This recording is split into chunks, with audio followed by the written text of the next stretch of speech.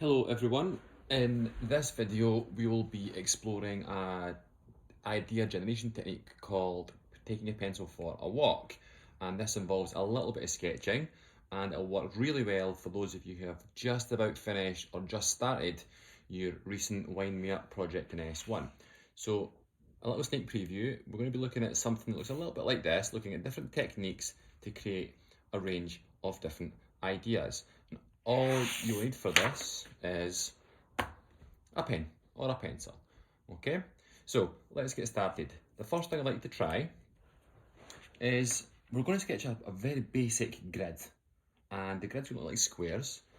And how do you start that? So let's take a pencil or a pen and sketch a really light line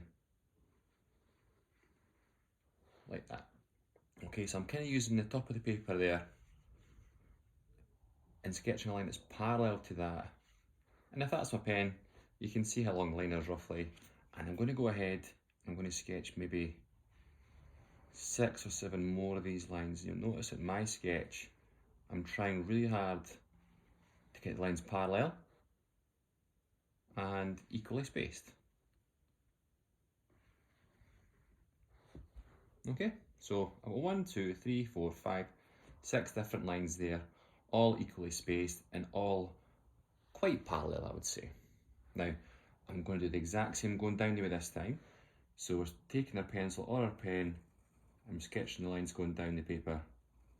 Again, trying to think about getting them equally spaced and parallel to one another.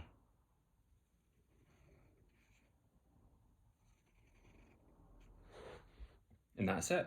I've got a really simple grid. There's wee overhangs here, but that's absolutely fine. Okay, now if I go back to the example at the start, you'll see that I've actually picked out a shape and added some colour to that. So that's what we're going to do next.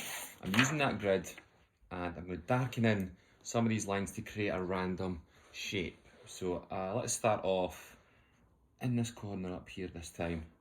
I'm going to create a shape, and a shape starts at one point and it comes back to the same point. So take your pencil or your pen and just start darkening in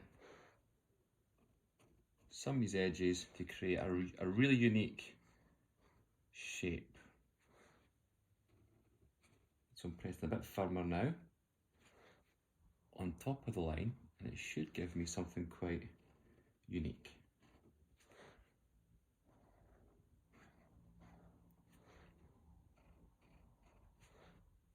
There we go. I think I'm going to take a little bit in here, kind of notched into the shape this time.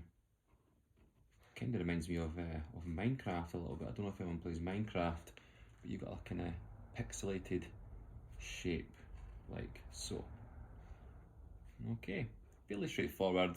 It's all about parallel lines and it's all about equally spaced lines and then firming things in. I'll darken that in later even more so it's clearer in the video.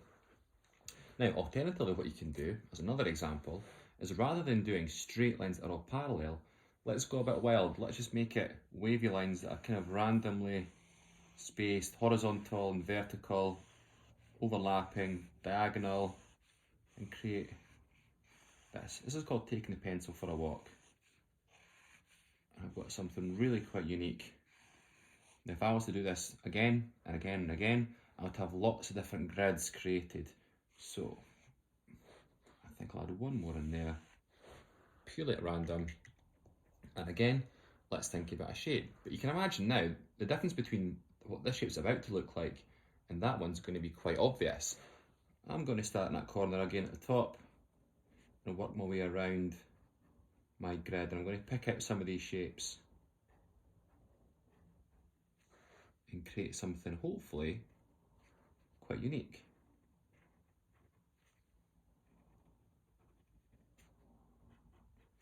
Follow it around here. Now I like this one because you end up with curves and kind of pointy corners, so you get something that looks really quite cool. And up this way, I think.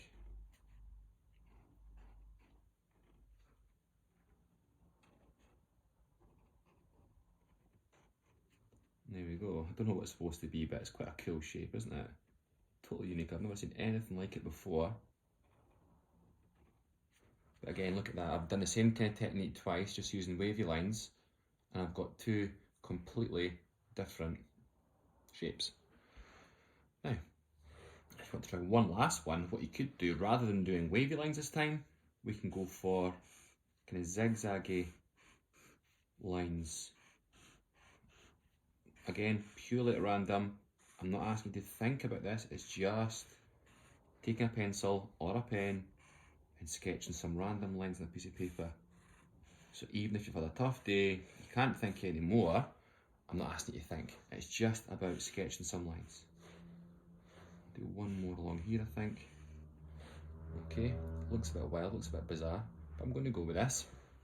And here we go, darkening an outline. Round here, I'm not even thinking about it, I'm just going round the form of this wild pattern.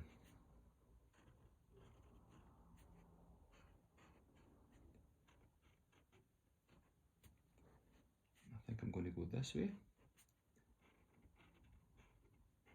and follow this around. So yeah, as you can see, if you look at my first two ideas and you look at this one, they are all completely different. And that's the whole point in this. You've now created three completely different shapes that you can now take forward for development. Okay, so we've covered the idea generation technique of taking your pencil for a walk and outlining the shapes.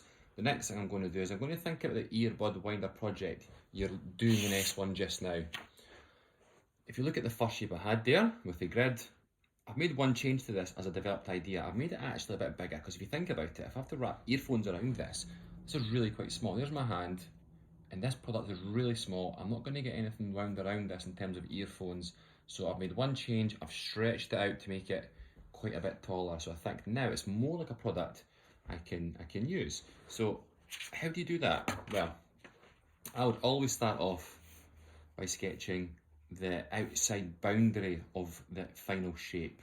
So that's going to be a rectangle.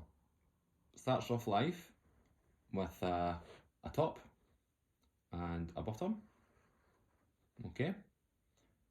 And also has a side and an opposite side. Okay, not a perfect rectangle, it's just a sketch, but you'll notice that I've got two parallel lines top and bottom, and I've got two parallel lines that are on the left and right hand side, and roughly right angles in each corner. But again, it's a sketch, it doesn't have to be absolutely perfect. Let's transfer this into that. How's that going to look? Well, let me just think of that top corner again. It comes in, it goes down. I'm going to make it a bit longer this time. We'll go out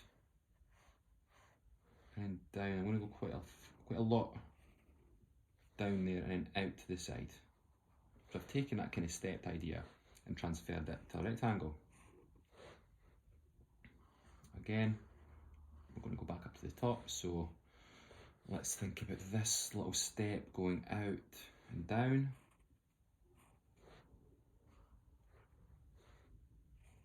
And that little notch I spoke about earlier, you can make it a bit bigger if you want. Now it's important to stress that I'm not asking you to copy the exact same shape as what I've got. That would be really quite tricky. You can use your own shape. Okay, and that is, I think, a far more suitable size in terms of its proportion in comparison to my original initial idea. Move along to the next one. Well, this one's quite tricky, isn't it? How am I going to transfer that to something that's more usable in terms of its size? Well, let's go back to basics. Let's go back and do our rectangle again. So I'm just going to use the same lines that I've had from the start and just kind of almost extend them. And then do my left hand and right hand edge of the rectangle. Let's make this fit inside here. Wow, how's that going to start? Well, I'm just going to kind of make it up. So our top edge, it's going to come round. I'm looking at that sketch as I'm doing this, and it goes down almost into a kind of V shape in here. So this time you are having to think a little bit. But again, this doesn't have to be the exact same as that. You can make it a little bit different if you want.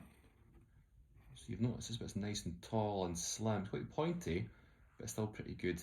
And I'm going to bring this bit out a little bit and then down to the bottom.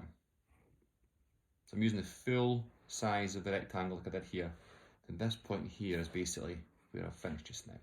Let's go back up. So we've got a line like this, a little V shape cut out. That's in here, and then something kind of like that.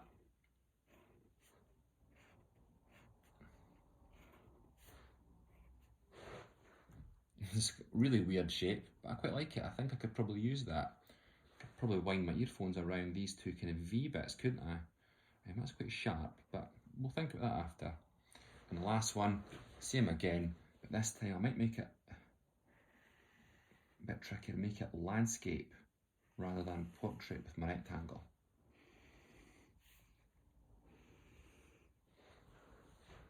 Well, where am I going to start off with this one? Well, I like starting off at the top. Let's go back up to the top again.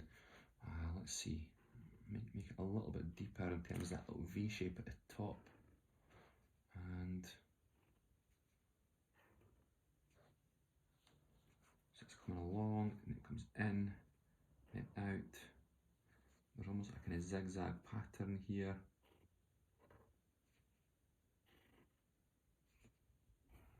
So that's me at this point now. Now this is not easy.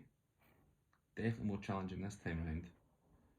But I think I'm getting the hang of it.